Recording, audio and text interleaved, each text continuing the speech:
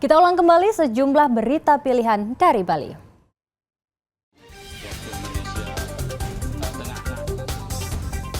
Polisi menangkap 2 warga negara Australia karena membuka praktek prostitusi berkedok spa di Kerobokan.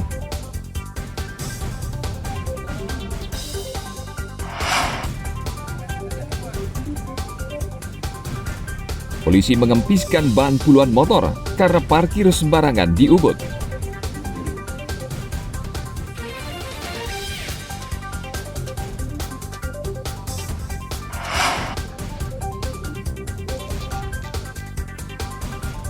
Jangan lewatkan mencoba kelezatan ayam keren, kuliner khas Kabupaten Bangli.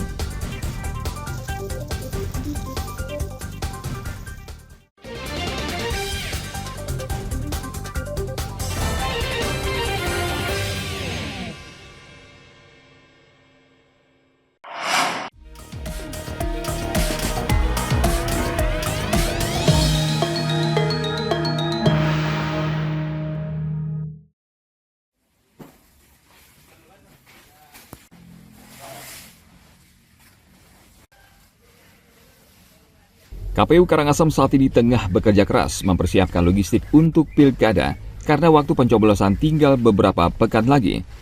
Sementara menunggu kedatangan sejumlah logistik, KPU Karangasem mengerahkan para pekerja untuk membereskan sisa logistik bekas Pilpres bulan Februari lalu. Para pekerja berbagi tugas.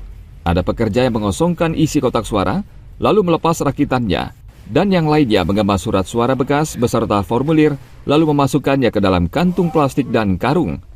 Menurut Ketua KPU Karangasem, Iputu Dharma Budiasa, KPU akan melelang seluruh logistik bekas pemilu sesuai aturan. Untuk pengelolaan logistik yang pasca pemilu kemarin, itu kita kelola, dibagi, dikeluarkan isinya dari kotak suara itu berupa surat suara dan lain-lainnya itu dikelompokkan atau dipilah per pemilihan. Ada yang DPR, kumpulkan per DPR, yang DPR RI, kumpulkan per DPR RI, DPRD per DPRD, Presiden, DPD. Proses pelelangannya Pak? Proses pelelangannya itu nanti setelah ada surat dari KPU RI, biasanya sih maksimal setelah 1 bulan dari pelantikan itu baru bisa dilakukan pelelangan. Proses lelang akan dilakukan dalam waktu dekat karena KPU membutuhkan gudang untuk menampung logistik pilkada yang tidak lama lagi akan tiba. Tim Liputan melaporkan dari Kabupaten Karangasem.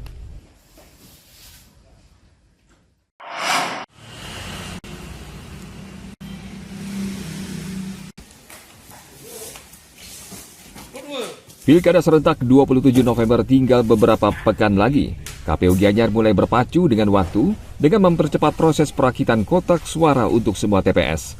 KPU melibatkan seluruh staf KPUD.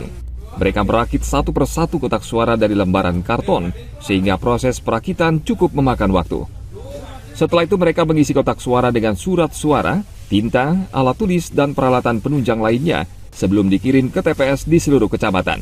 Untuk logistik pilkada, KPUD Gianyar saat ini sudah menerima sekitar 1.700 kotak suara, 3.400 bilik suara, tinta sebanyak 1.700 botol, serta kabel dan peralatan lainnya.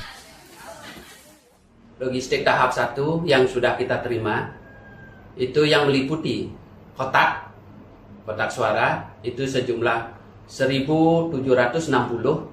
Demikian juga bilik suara yang sudah kita terima itu sejumlah 3.492, itu dihitung sejumlah TPS dikali 4. Tinta itu kita dapatkan, sudah kita hitung, itu sejumlah 1.746. Yang dihitung adalah jumlah TPS dikali 2. Demikian juga kabel tis sudah kita terima, di mana masing-masing kotak suara itu sejumlah 1.746, itu dikali 6, kita dapatkan 10.476. Kabupaten Gianyar hingga saat ini belum menerima surat suara karena percetakan Temprina baru mencetak surat suara pada tanggal 20 Oktober. Lalu mulai mengirimnya ke gudang KPUD Gianyar di Desa Buruan pada tanggal 26 Oktober 2024. Tim Liputan melaporkan dari Kabupaten Gianyar.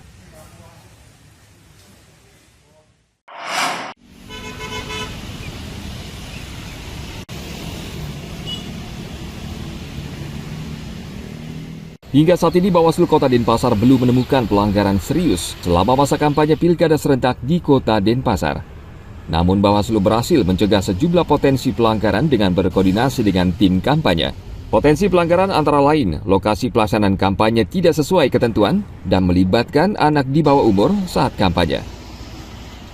Untuk pelanggaran, kita sejauh ini belum ada pelanggaran, tapi dalam kampanye yang sudah terjadi kita ada beberapa potensi pelanggaran, seperti misalkan dilaksanakan di tempat pendidikan ataupun di tempat ibadah, ataupun dengan keterlibatan anak-anak kecil di dalam pelaksanaan kampanye. Tapi sebelum terjadi pelanggaran, kami di Bawaslu sudah lakukan cegah dini ataupun menghimbau langsung kepada panitia ataupun tim pemenangan paslon agar mengkondisikan di mana agar tidak terjadinya pelanggaran tersebut. Jadi untuk anak-anak kecil itu kami kondisikan mungkin ada yang memakai baju paslon, itu kami sarankan untuk diganti bajunya, ataupun untuk lokasi-lokasi yang di tempat pendidikan ataupun di areal ibadah, itu kami kondisikan agar arealnya dipindah. Jadi sejauh ini tidak ada terjadi untuk pelanggaran-pelanggaran di Kota Denpasar.